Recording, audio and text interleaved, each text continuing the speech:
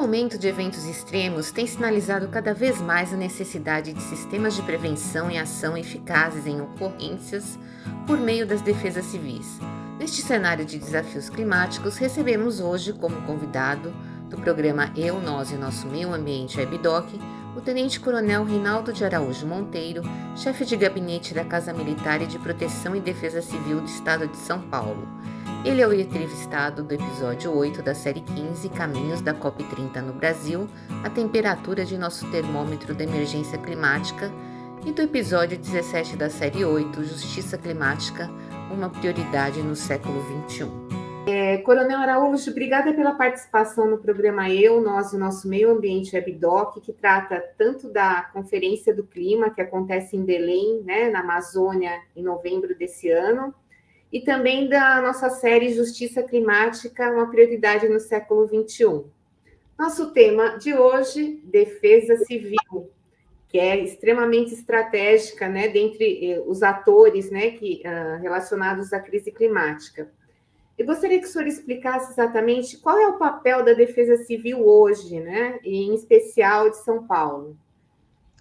Bom, primeiro, obrigado, sendo a gente uma satisfação estar aqui, participando e contribuindo com o programa de vocês. Eu, de forma bem sucinta, o Sistema Nacional de Defesa Civil, a Defesa Civil ela é composta por sistemas nacional, sistema estadual e sistema municipal. Então, e todos os sistemas, todas os seus níveis de atuação, cada um com a sua independência, de estrutura, de normativa, etc. Mas temos a norma básica, que é a Política Nacional de Proteção e Defesa Civil.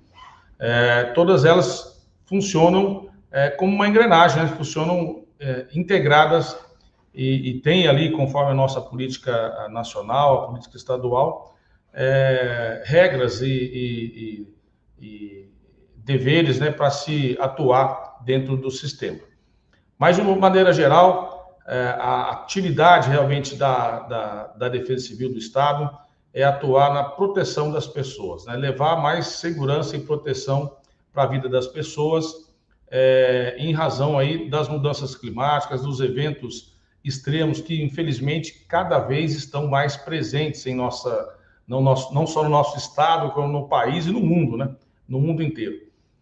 Então, essa é a nossa atividade principal, que é levar, que é coordenar, como o próprio nome do nosso órgão aqui no estado, que é Coordenadoria Estadual de Proteção e Defesa Civil, que é fazer a coordenação de todas as ações, as políticas públicas voltadas para o sistema estadual de defesa civil, de modo a levar mais proteção e segurança às pessoas frente aos fenômenos adversos.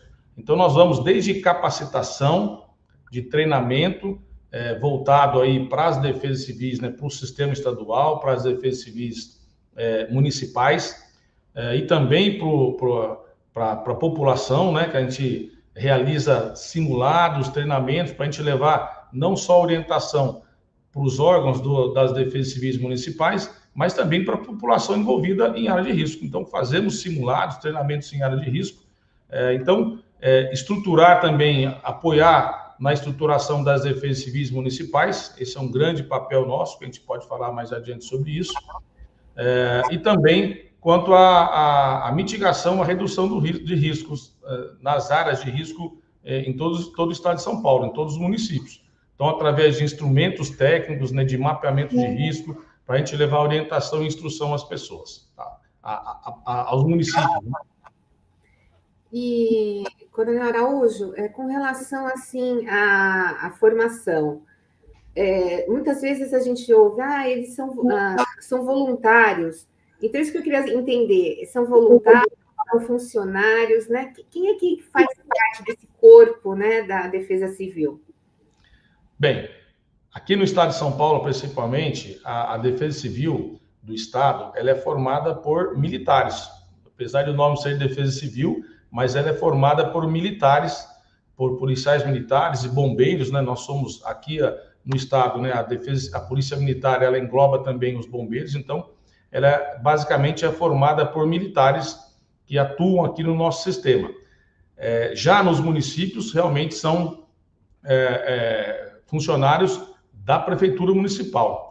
Mas, independente, aqui todos nós somos cargos públicos, né, cargos efetivos do Estado, e isso também ocorre nos municípios, mas você tem também a questão dos voluntários, do voluntariado, que é muito importante para o sistema.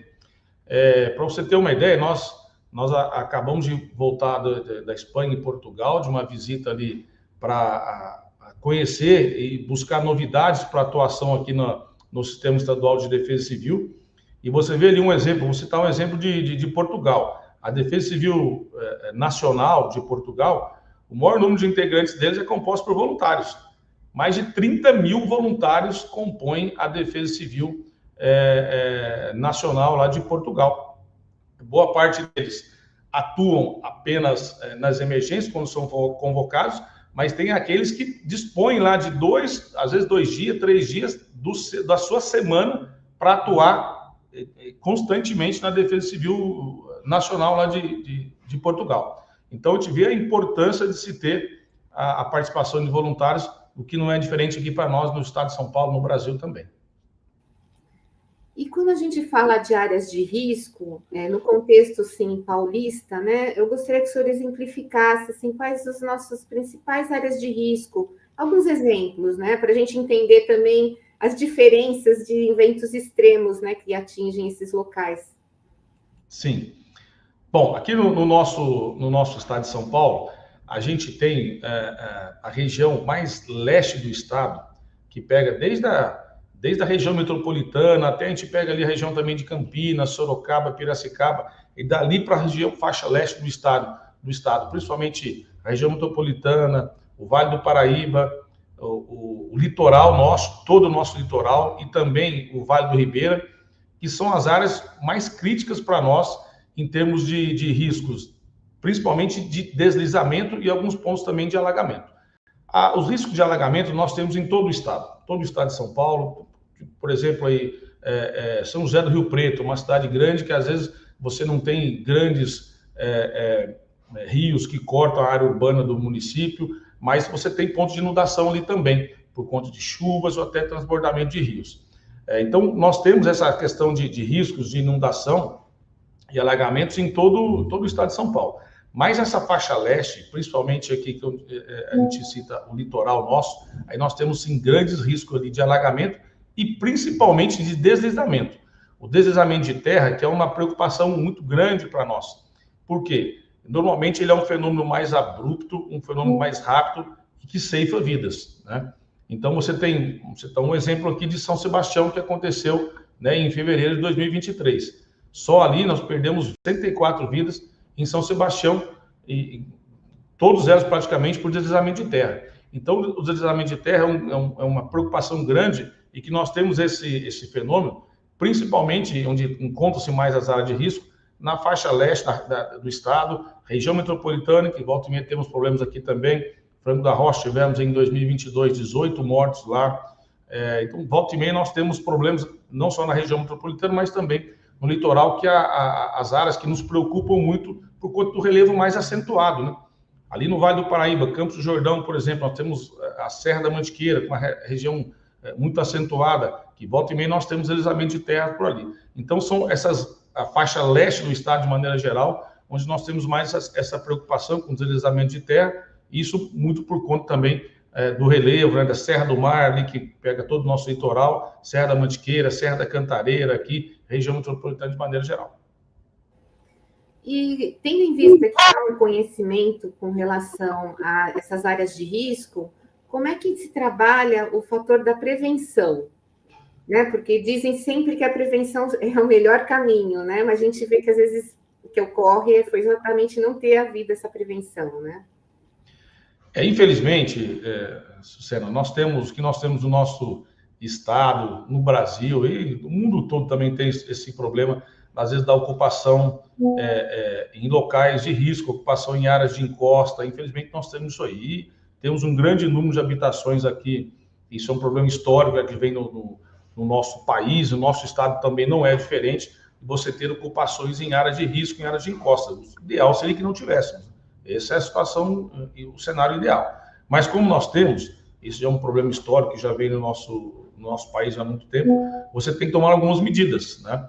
E primeiro, a situação nossa, que é você ter o monitoramento dessas áreas de risco. Então, temos a identificação dessas áreas de risco, nós temos instrumentos, como citar agora, instrumentos técnicos, que são estudos, né, que fazem a identificação dessas áreas de risco, e até o nivelamento, né, de risco 1 até risco 4, que é o risco máximo, por exemplo, de deslizamento.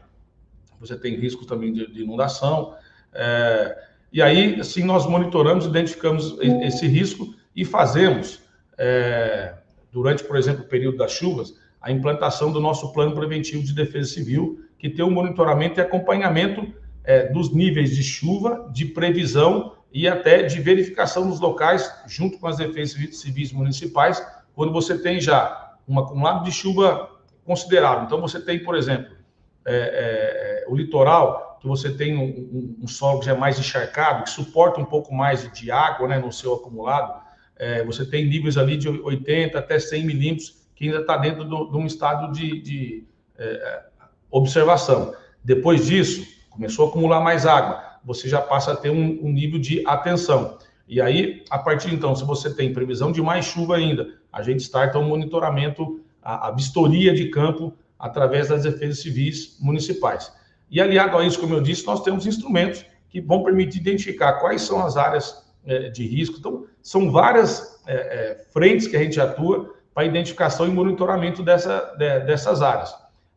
Nós temos outras ações, como, por exemplo, nessas áreas de risco, você tem nós chamamos de mapeamento de risco comunitário, que é você ter identificação daquela área de risco, você ter um treinamento que a gente faz junto com a população, para que elas saibam para onde eu vou, no momento aqui, choveu bastante, começou a ter sinais de um possível deslizamento, como inclinação de poste, inclinação de muro, trinca em casa, para onde é que eu vou? Então, você tem um treinamento junto com a comunidade, nós fizemos isso e estamos fazendo em várias áreas de risco aqui no estado de São Paulo, para você orientar a população e você direcioná-la para um ponto seguro, para um local seguro onde ela vai se deslocar. Então, são várias frentes de atuação, desde treinamento, simulados, instrumentos que a gente vai identificar o risco e até o sistema nosso de monitoramento aqui, que através do nosso centro de gerenciamento de emergência, com níveis de chuva, acumulado e previsão.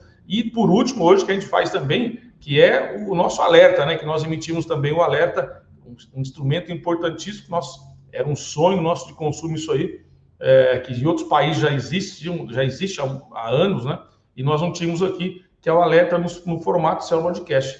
Nós já tínhamos o alerta via SMS, mas o cidadão tinha que se cadastrar, né, para poder receber o nosso alerta, ou no nosso aplicativo, ou através também das nossas redes sociais. Mas hoje não, hoje a pessoa não precisa se cadastrar e nós emitimos o alerta de massa para toda a população quando identificamos uma área que realmente está em condição de risco, uma região que está em condição de risco, ou município. E ainda com relação ao sistema de alerta, a gente viu que, como casos de São Sebastião e de outros locais, não só aqui no estado de São Paulo, mas que Nova Friburgo, né, que a gente tem um exemplo muito, né, infelizmente com várias vítimas. O que é necessário, né, fora assim, porque às vezes as pessoas têm diferentes idades e diferentes utilizações assim também da tecnologia, nem sempre a tecnologia, né, é familiar para todo mundo. Que tipos, assim, que são mais, assim, incidentes, né, que o senhor acha que é importante também não esquecer, né, de sistemas de alerta? Bom, nós estamos implantando aqui no estado de São Paulo também, além de implantamos que o alerta no formato Cell Broadcast do celular, o celular é uma ferramenta que praticamente todo cidadão tem, né? Quase, praticamente, acho que é difícil, aí eu não conheço pessoas aqui que não tem, pelo menos um adulto, né, que ainda não dispõe de um aparelho celular. Então, esse é um grande instrumento para nós. Mas nós estamos fazendo também trabalho, estamos implantando aqui no estado, já implantamos no ano passado 3 sirenes, né, em áreas que já foram atingidas, né, em São Sebastião, Guarujá e em Franco da Rocha.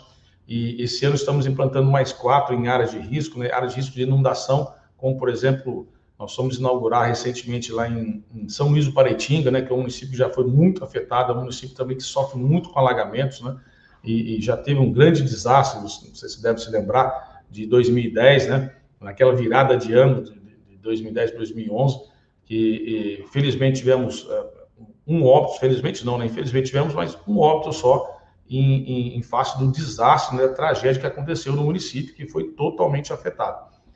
Então, nós estamos implantando sirenes para essas áreas de risco, para essas áreas, para alertar as pessoas, que é outro sistema que nós enviamos também, para alertar as pessoas que estão vivendo nessas áreas de risco. Então, ali e agora, essas sirenes que estamos implantando esse ano, por exemplo, inauguramos agora também em Capivari, e também já inauguramos em São Luís Paraitinga, são sirenes atreladas também a monitoramento do nível dos rios. Então, uma parceria nossa da Defesa Civil do Estado com a SP Agros, né, que é o nosso antigo DAE, a SP Agros, que monitora os nossos níveis dos rios, faz a telemetria dos níveis dos rios. E aí agora nós passamos a ter as sirenes atreladas com a identificação do nível do rio. O nível do rio está subindo. Por exemplo, vou citar o caso lá de São Luís Paraitinga. Eu sou de Cunha, né? Eu sou da cidadezinha lá de Cunha, e lá chove na minha cidade, em Cunha, 8 horas depois, 8, 12 horas, depende do volume, da velocidade que vai ter o volume, a velocidade do rio, das águas, ela vai chegar depois em São Luís Paraitinga. Então, você tem identificação de telemétrica lá do município de Cunha, que vai alertar, e aí o nível do rio, que ele subiu, e vai chegar a determinado horário lá em São Luís Paraitinga, e nos permite emitir a sirene previamente para a população poder se retirar, se colocar, subir para um local mais seguro, proteger seus pertences, né, seus bens pessoais. Então, são inovações que estão trazendo também para ajudar nesse monitoramento do nível de rios. E, como eu disse também, além disso, o formato do alerta aí no Cell Podcast, que ele tem níveis, né, o Cell Podcast, que vai, porque antigamente as pessoas, no alerta, por exemplo, de São Sebastião, as pessoas que tinham um cadastro conosco, aqui no nosso sistema, no nosso SMS, né, elas recebiam os alertas nossos, mas não tocava, e a pessoa tinha que ter o cadastro ele era por CEP, né, então ainda temos isso, a pessoa pode ter cadastrado o seu CEP para receber o alerta para onde ela mora, mas se a pessoa aquele era um feriado de carnaval em São Sebastião, né, então a pessoa tinha o CEP cadastrado no município onde ela morava, e tinha muito turista lá em São Sebastião. Então, ela pode ter recebido um alerta para o município dela. Agora, não. Agora, onde ela estiver, ela vai receber o alerta. E se for um alerta extremo, né, nós temos 2 níveis de alerta no formato Cell Podcast, que é o severo e o extremo. No severo, ele vai aparecer na tela do celular, vai travar ali, enquanto a pessoa não der um ok, ela vai estar ali na tela. Então, já é uma condição que ela vai receber. Agora, no extremo, vai tocar a sirene no celular dela. Então, mesmo que esteja dormindo, e infelizmente, os desastres normalmente às vezes acontecem de madrugada, como aconteceu em São Sebastião, foi de madrugada. Muitas pessoas estavam dormindo, mesmo recebendo o alerta, ela não vai ver o SMS, não vai. Agora não, se for um alerta extremo, vai tocar, e enquanto a pessoa não der o ok, não vai parar de tocar o celular dela. Só se estiver desligado o celular. Mas mesmo estando no vibra, ele vai tocar. Então, é uma grande ferramenta, um grande instrumento hoje que nós temos à disposição para ajudar as pessoas a se colocar em condição de segurança em eventos extremos. E, Coronel Araújo, quando vocês estão no front, né, quando a ocorrência já, enfim, inevitável, né, o que mais impacta para quem trabalha na Defesa Civil? Que eu acho que nunca é igual, né, acredito eu, né, porque você está lidando com vidas humanas, enfim, até também é de animais, né, tem uma série de, né, eu gostaria que o senhor contasse um pouco, narrasse um pouco dessa experiência. O que mais impacta? Bom, a gente que participou de algumas ocorrências, alguns eventos, né, críticos aqui no nosso estado, como de São Sebastião, eu fiquei 21 dias lá, constantemente em São Sebastião, participando do momento de crise, né, momento de crise que aconteceu ali no nosso litoral, de maneira geral, foi todo o litoral, mas o mais afetado foi São Sebastião, né? Mas o primeiro impacto, né, a primeira necessidade nossa, quando você chega numa emergência dessa, é o socorro, né, que é a emergência para você socorrer pessoas e animais também. Então, esse é o nosso primeiro foco. Então, levar o socorro para as pessoas naquele momento da crise. E ali nós tivemos uma grande dificuldade, porque São Sebastião é um município, ele é extenso, ele tem 120 quilômetros de extensão, tem o município. E ali é só uma rodovia que corta toda a faixa litorânea ali do município. Então, só tinha um acesso, basicamente, porque o restante é serra, né? As pessoas que têm adentro a serra, não tem jeito, você não tinha como chegar, a não ser de helicóptero ou de barco. Então, foi o meio que nós conseguimos fazer para resgatar pessoas, até fazer o transporte de corpos, né? Que, infelizmente, já nossas equipes estavam identificando ali no desastre. Então, o único meio foi por barco ou por helicóptero, que foi o helicóptero o primeiro meio de transporte que nós conseguimos chegar mais rápido, para identificar, primeiro, como é que estava a condição nos bairros, né, dos locais que estavam sendo afetados, e aí a gente vê o que necessitava para levar o apoio e socorro. Vejo que o nosso próprio governador, Tarcísio, nosso secretário Coronel Mengo, que aqui é o secretário coordenador da Defesa Civil do Estado, que participaram até nesses primeiros momentos de socorro e de emergência para as pessoas. Então, a nossa grande primeira preocupação é fazer o socorro das pessoas, transporte de grávidas que nós fizemos em helicóptero, até uma parturiente lá em São Sebastião, que iniciou o processo de parto, mesmo dentro do helicóptero. Então, é a emergência para você levar essas pessoas feridas, né, principalmente as mais graves, né, crianças e idosos, para locais seguros. E aí, depois desse momento, que é o transporte das pessoas e de animais, tivemos também uma grande preocupação com os animais, com ONGs nos apoiando, e a partir de então até firmamos uma parceria aí com o Conselho Regional de Medicina Veterinária para nos ter realmente um suporte nesses momentos de tragédia, né, que os animais sempre precisam desse apoio também. E lá foi um grande case que a gente teve a participação de ONGs e também do Conselho Regional de Medicina Veterinária nos ajudando nesse sentido. E depois dessa primeira fase, né, que ali foram alguns dias, né, que tivemos que atuar tanto na remoção, primeiro no socorro, remoção de corpos e também na relocação de pessoas graves, doentes que têm já um tratamento contínuo, né, pessoas que necessitam de hemodiálise, pessoas que têm tratamento quimioterápico. Então, essas pessoas foram o nosso foco dos primeiros atendimentos. E, paralelamente a isso, a gente levar insumos para aquelas pessoas, para os locais onde elas estavam, para poder se alimentar, para ter uma água potável, porque tudo, você não tem você fazer chegar a energia elétrica, sinal de celular, de comunicação, que a gente não tinha, acabou toda a comunicação com aquela região. Então, são várias necessidades que tivemos naqueles momentos para você, primeiro, suplantar momentos de crise e depois começar a trabalhar já na fase de recuperação, de levar lá um pouco mais de conforto, de dignidade para as pessoas que estavam no local da crise. Tendo em vista, assim, vocês têm que lidar sempre com um extremo, né? E falando em eventos extremos cada vez mais frequentes, a gente tem aqui a conferência, né, das mudanças climáticas que vai ser no Brasil. E torna o Brasil também um protagonista, né, nessa condução também de uma coisa crucial, né? Todos os cientistas estão falando que não está bem, né? A situação realmente não está bem. Como é que o senhor vê a participação da Defesa Civil dentro do contexto da Conferência do Clima? Né? O que vocês vão levar de pauta? Né? Eu gostaria até de saber, né? O que é importante, o que é prioridade, né, para ser discutido. Bom, excelente pergunta. Essa é uma questão, assim, a Defesa Civil, ela, por anos aí, a gente percebeu que ela tinha essa atuação já no Estado, quando ela foi criada no Brasil e no mundo, nas primeiras, né, as primeiras defesas civis no mundo surgiram após a Segunda Guerra Mundial, né, durante a Segunda Guerra Mundial, na verdade, para voltar essa atenção para a condição da dignidade das pessoas, de saúde e proteção das pessoas. E aqui no Brasil, no estado de São Paulo, né, surgiu a partir de 76, com eventos aí que aconteceram aqui, como o desastre de Caraguatatuba, os incêndios aí nos edifícios, né, Andraus. Ou seja, sempre um evento traumático, né, que ele fomenta a melhoria do sistema de proteção, do sistema de defesa civil. Isso é comum, que acontece no Brasil e no mundo, né?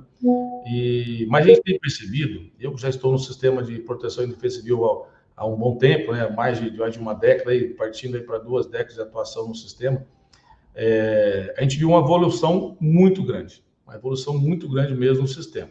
Mas sabemos que ele tem muito a evoluir ainda. tem muito a crescer, muito a aperfeiçoar. E assim, principalmente na questão do envolvimento da população junto ao sistema de proteção e defesa civil.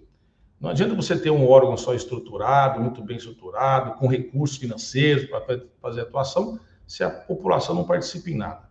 Então, nosso grande mote, nosso grande exemplo de atuação, a gente tem o Japão. Você tem ali a cultura da prevenção, a cultura da proteção enraizada na sociedade, nas crianças, a partir das crianças. Você vai nas escolas lá, as crianças sabem o que fazer no momento de crise. Elas são treinadas. Então, essa é a nossa grande evolução para melhoria do sistema, né? Mas, de maneira geral, nossa participação no sistema, com certeza teremos uma representação nossa lá, não só da Defesa Civil Nacional, né? Nosso secretário Volney, que é o secretário nacional, e aqui no nosso caso, o nosso secretário Coronel Eng, que é o secretário estadual. Estaremos com a equipe participando lá e levando propostas nossas para fortalecimento do sistema. É fundamental que você tenha um sistema de proteção e defesa civil, não só estadual, mas tanto os municipais como o sistema nacional, fortalecidos. Porque, como você bem disse, infelizmente, os fenômenos climáticos extremos estão cada vez mais presentes em nossa vida, aqui no nosso país, no nosso estado. A gente esteve na Espanha agora lá acompanhando o que aconteceu ali em Valência, nós estivemos por lá, uma tragédia, né, muito grande, com 225 mortos lá em Valência, e sem cair uma gota de chuva lá, né? Foi a inundação do rio, né, que veio inundando lá a região de Valência, sem cair um pingo de chuva em Valência. Choveu nas cabeceiras, né, longe lá dos rios, e assim, a tragédia não foi maior por uma ação preventiva deles, já acontecida há anos, né? Acho que foi na década de 50, que eles desviaram o rio, me fugiu agora, desculpa o nome do rio lá, que cortava o centro de Valência. Ele foi desviado para cerca de 11 quilômetros do centro de Valência. Se tivesse um centro de Valência, essa enxurrada de lama, barro, com resíduo descendo, aí a tragédia seria muito maior. Então, assim, é fato que nós temos que nos preparar, que o sistema tem que ser fortalecido. A gente fortaleceu o sistema com recursos, com a estruturação assim, da coordenadoria, que vai cuidar realmente do planejamento. Você não precisa ter um sistema forte, inchado, com um monte de funcionário, não é isso. A Defesa Civil não precisa disso. Não precisa ter um monte de funcionário, não, você tem que ter a sua coordenadoria, mas fortalecimento em estruturas, em políticas públicas, para que o sistema, quando a coordenadoria for atuar, você tenha enraizado aí a participação de todas as secretarias estaduais, cada um com o seu papel. A Secretaria de Saúde, atendendo lá o chamado da Defesa Civil Estadual, por exemplo, vai saber o que fazer, que nós vamos estruturar hospitais de campanha. A Secretaria de Desenvolvimento Social, o que nós vamos fazer para atender ali as pessoas carentes que foram alocadas em abrigos naquela região. A Secretaria de Infraestrutura, com obras de prevenção. Esse é outro grande mote nosso, fortalecer as obras de prevenção, que nós fazemos aqui no estado de São Paulo também. Nós fazemos obras de prevenção com muros de contenção para você evitar deslizamentos, com pontes para você dar mais segurança e mobilidade às pessoas. Nós atendemos muitos municípios menores, que você tem ali zonas rurais que as pessoas não conseguem, às vezes ficam com dificuldade de ter acesso à saúde, as crianças ir para a escola, o produtor rural poder escoar sua produção. Então, você fortalecer a estruturação de obras emergenciais de defesa civil, isso é fundamental. Você ter o fortalecimento na política de proteção e defesa civil dentro das escolas. Esse é o grande papel nosso que nós estamos trabalhando forte aqui no estado, né, junto com a Secretaria de Educação, para a gente levar aí a cultura da prevenção para dentro das escolas, né? Então, treinamos professores, entrou na grade curricular das escolas de ensino estaduais aqui no estado de São Paulo, para você levar essa informação já para os nossos jovens, para as nossas crianças, e tem que ser dali. Quando você implanta essa informação com uma criança nossa, que você vê, pai, você está falando no celular, dirigindo, hoje as crianças já têm essa cultura hoje aqui. E realmente, você levar essa cultura, olha, pai, mas esse lugar aqui, para a gente construir uma casa aqui, não tem risco de deslizar, perto do rio, você construir uma casa, infelizmente, a gente vê casa aqui em cima do rio, a gente vê isso aqui, infelizmente. Então, levar essa cultura do risco, e isso tem que ser nos bancos escolares. Então, a gente fortalecer as políticas de prevenção nos bancos escolares, né, no cenário nacional, né, isso temos que começar. A gente tem as iniciativas como a nossa aqui no estado de São Paulo, de você ter isso já bem enraizado, mas precisamos fortalecer, precisamos crescer muito para a gente chegar um pouco mais perto do que é o modelo de atividade que é o Japão hoje, né, de prevenção. Então, treinamento, a educação nas escolas, educação e prevenção nas escolas, o fortalecimento dos sistemas aí de proteção e defesa civil, enfim, são várias frentes, isso tudo são muitas ações que nós estamos levando para lá para realmente fortalecer o sistema. E a gente está chegando nos momentos finais e a gente sabe que há um coleguismo, né, entre as defesas civis do Brasil, tanto que no Rio Grande do Sul também teve a participação paulista. Eu gostaria que o senhor falasse um pouco a respeito disso, quando vocês vão também para esses incidentes, né, de grande porte em outros estados. Esse é o nosso próprio lema diz, a defesa civil somos todos nós.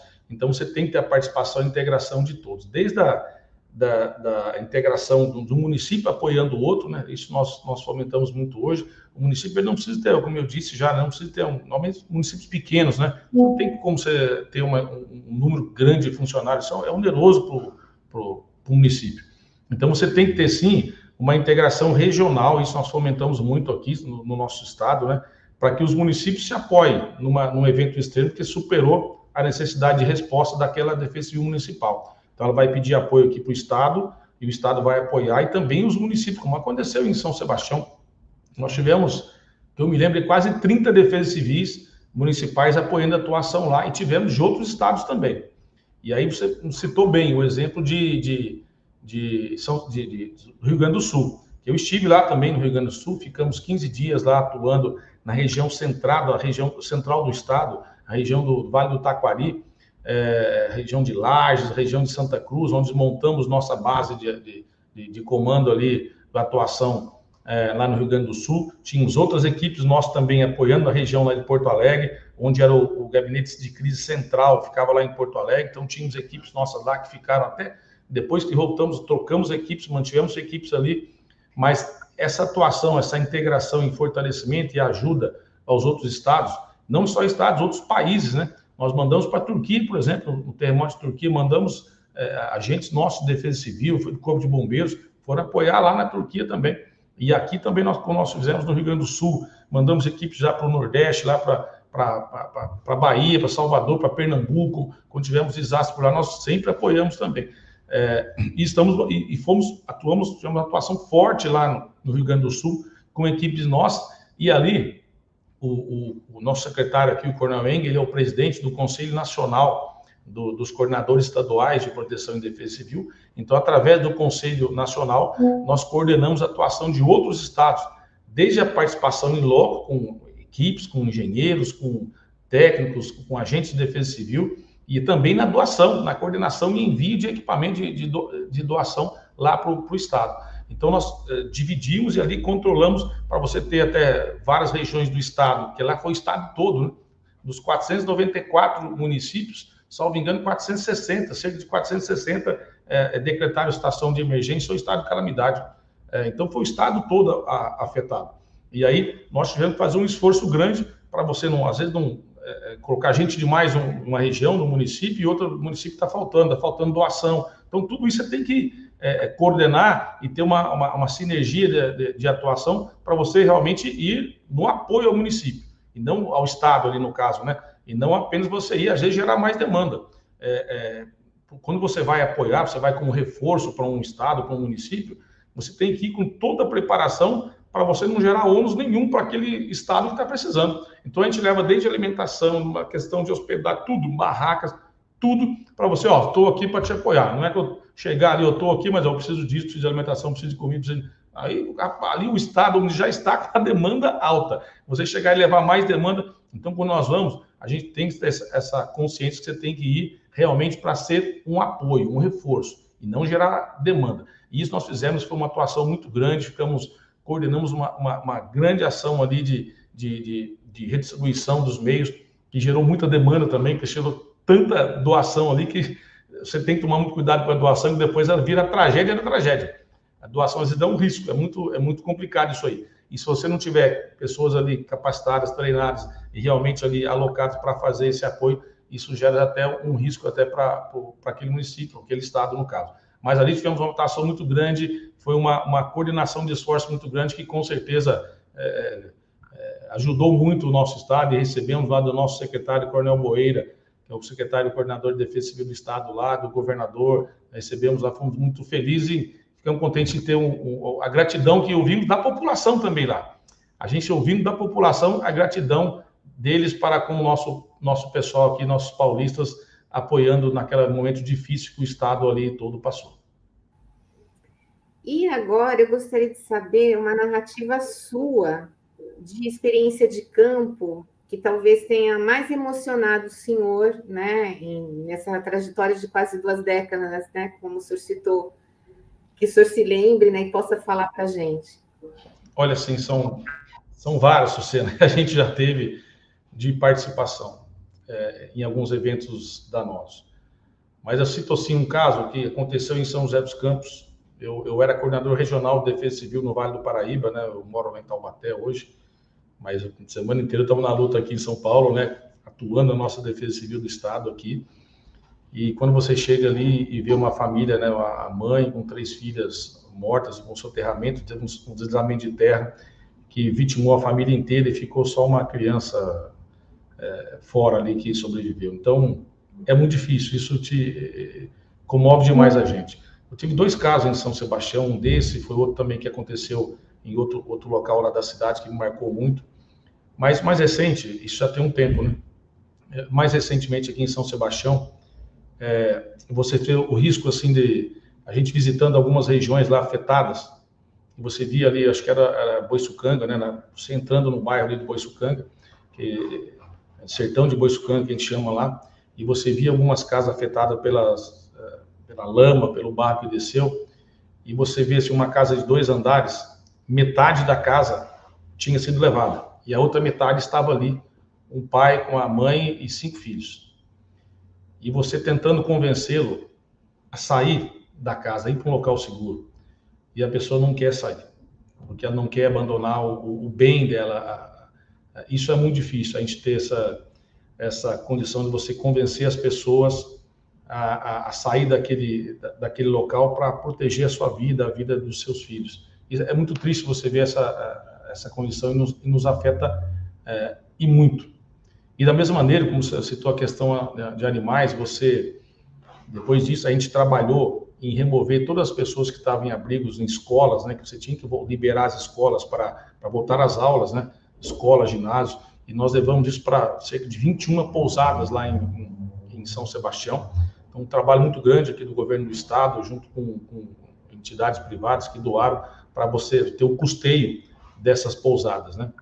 E aí você vê, assim, famílias indo com a gente levando para lá, para esses locais, famílias assim, ó, e cuidando do seu pet, eu não vou. Se meu pet não for, eu não vou.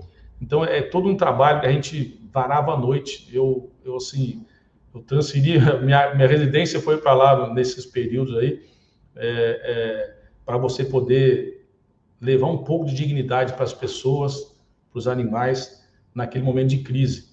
E não é facilmente você ver famílias assim que perderam seus entes, perderam até seus pets também ali, que alguns foram, e vários ali, infelizmente, foram levados, e você lutar e levar um pouco de dignidade para essas pessoas nesse momento que elas choravam e chorando, e você levar uma condição de vida, pessoas acamadas, né? A gente conseguir levar um pouco de conforto para elas num local seguro e adequado, com alimentação. Isso, para mim, foi muito marcante. Foi muito trabalhoso, sofrido no dia, mas muito marcante a gente poder dar uma retribuição e levar um pouco de dignidade para essas pessoas nesses momentos de crise. Basicamente, uma dessas aí, além de São Sebastião, entre outras, Rio Grande do Sul, que a gente ajudou muito também.